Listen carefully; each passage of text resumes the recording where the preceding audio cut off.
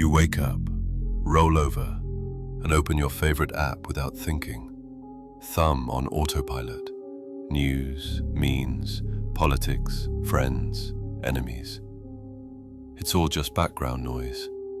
Until suddenly, it isn't. Overnight, an election in another country flips. Grocery prices spike. A riot breaks out in a city you've never heard of. Your feed is on fire. And under all that chaos is one quiet constant.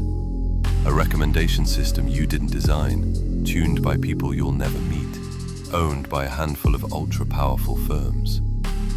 So when your reality, your anger, and your fear all arrive pre-sorted by an opaque algorithm, who's actually steering your life? Intelligence officials across multiple countries are already warning about a shift in power, from elected governments to private digital empires. Over the next 10 to 20 years, you'll either help shape that shift, or you'll simply wake up inside whatever system those empires built around you. By the end of this video, you'll be able to picture a future where you rely more on platforms, clouds, and terms of service than on your passport or your constitution, and know a few levers you still control. The only question: do you walk into that future with your eyes open, or sleepwalk into a soft cyberpunk reality? To see how this plays out, we need to move in stages. Start with your home screen. Count them. How many apps decide what you see instead of you deciding? Every time you open X, Facebook, Instagram, TikTok, YouTube, or Reddit, you silently agree to a deal. You choose what matters for me. But chosen according to what, and for whose benefit? You don't see a neutral timeline. You see what maximizes engagement, ad revenue, and time on platform. That's the entire business model. And this isn't just entertainment. Information is the scaffolding of your beliefs. It shapes how you vote, what you fear, who you trust, and who you're willing to fight. When lies and outrage spread faster than facts and nuance, your shared reality fractures. Once you and your neighbor can't even agree on basic events, whoever controls the feed can steer the conflict in any direction they want. Why does the system keep bending this way? Because engagement-based ads reward addiction, not accuracy. Outrage, fear, and identity conflict outperform calm nuance almost every time. Real transparency would threaten both profits and political leverage, so independent audits stay rare, restricted, or prohibitively expensive. You tell yourself, it's just my phone. But that phone is rapidly becoming your main interface with institutions, news, money, even war and natural disaster. Mini recap. Your perception of the world is now heavily mediated by systems built for profit, not truth. And that sets up the next shift. Push this one notch higher. What happens when platform rules matter more day to day than national laws?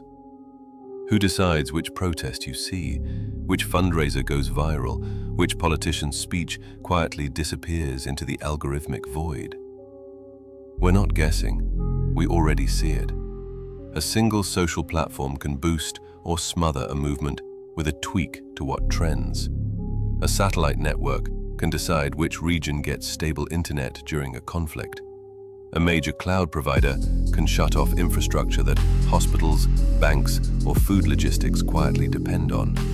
No court ruling, no vote, just a business decision with political consequences. When a CEO can ban or deprioritize a head of state, throttle a regulator's messages, or invisibly downrank investigative journalism, you move towards something like technofeudalism. You live on digital land you don't own, under rules you didn't write, enforced by code you can't inspect. Why is this likely to accelerate rather than slow down? Because states depend on private infrastructure for defense, logistics, and crisis response, and that flips the leverage. Politicians rotate, platforms and their investors persist. lobbying and campaign money create strong incentives to keep big tech powerful and lightly regulated. You still vote, but your everyday reality is shaped far more by silent algorithm updates and TOS changes than by new laws. So what happens when companies stop pretending they're just platforms and start behaving openly like microstates? That's stage 3. Jump 15 years ahead. You log into an all-in-one life platform. It handles your work dashboard, housing applications, healthcare booking, digital ID, payments, and news. One login. Seamless, frictionless, safe. Now ask, what happens if it suspends you?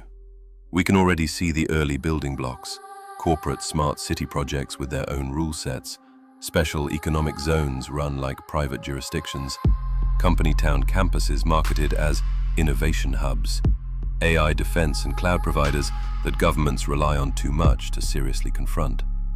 Extend that 10 to 20 years. You live, work, and shop inside one vertically integrated ecosystem. Your landlord, employer, clinic, and bank all plug into the same corporate stack. Your practical rights come less from constitutional law and more from user agreements and reputation scores. Here's the twist. In medieval feudalism, lords needed peasants. In technofeudalism, automation means elites don't need huge workforces. Most people become marginal users, optional customers at best, irrelevant at worst. Picture moving into a high-tech campus with cheap rent, guaranteed work, on-site healthcare, and polished amenities. In a collapsing city, it feels like rescue. Then the edges appear. Organizing a union or a strike violates civility policies. Medical choices are funneled by proprietary AI with no transparent second opinion. Public criticism of the company quietly maps to lower trust scores, and suddenly you get fewer shifts, worse loan terms, maybe a non-renewal notice on your lease. No cartoon villain, just a decade of efficiency upgrades, smart governance, and opt-in ecosystems that you accepted because everything outside them looked worse. Mini recap. Corporate ecosystems drift into de facto microstates, and you become more subject than citizen. So where does that leave you? From here, the future branches. Do governments build real oversight and antitrust, or get so dependent they can't push back? Do people treat this as just tech drama, or as the core architecture of power? Do models based on data rights and transparency scale, or do winner-take-all markets crush them? Does AI supercharge manipulation faster than we can build norms and defenses? None of this is predetermined, but you're already moving along one branch, whether you engage or not. So what can you, personally, still do without burning society down? First, dial down algorithmic dependence. Where possible, switch to chronological feeds. Build an intentional information diet. Independent journalism, public media, outlets with clear standards. Ask, every time, did I pick this, or did software pick it for me? Second, reward transparency. Prefer services that allow research access, audits, and data export. Avoid products that trap you or hide behind secrecy. Each subscription, each click, is a tiny vote for one future over another. Third, push the political levers that do exist. Contact representatives about specific policies, algorithm transparency, data portability, competition law, whistleblower protections. Support digital rights groups doing the slow, boring, essential legal work. Fourth, rebuild offline resilience. Join unions, co-ops, local groups, anything not fully dependent on a single platform. Learn and share non-digital skills so your basic survival and community don't hinge on one corporate ecosystem. Fifth, explain how the feed works. With friends, family, kids, say it plainly. It shows what keeps you here, not what's true. Normalize pausing before sharing outrage and asking, Who benefits if this spreads? You're living through a transfer of power, from parliaments and presidents to platforms and protocols. You can be shaped by it passively, or act like an early citizen of whatever comes next. If you know someone who feels like something is off, but can't name it, send this to them and start that conversation before their feed finishes it for them.